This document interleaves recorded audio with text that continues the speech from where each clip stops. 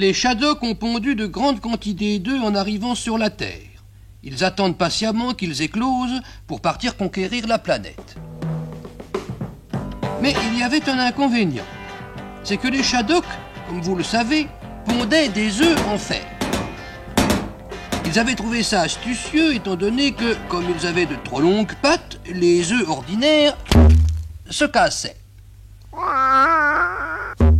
D'un côté, les œufs en fer, évidemment, c'était pratique, mais d'un autre côté, pas tellement, car non seulement ils ne se cassaient pas, mais ils ne se cassaient pas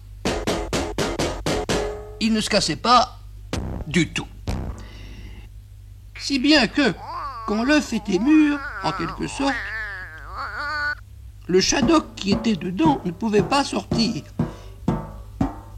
Il fallait avoir une clé, et leur clé à eux, ces imbéciles-là l'avaient oubliée chez eux.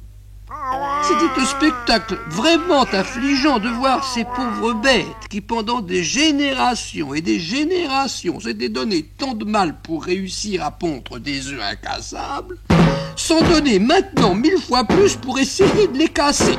Vraiment, ça faisait pitié. Les œufs, naturellement, ne cassaient pas, mais le plus souvent, malheureusement, il faut l'avouer, c'était le Shadok à l'intérieur qui se cassait.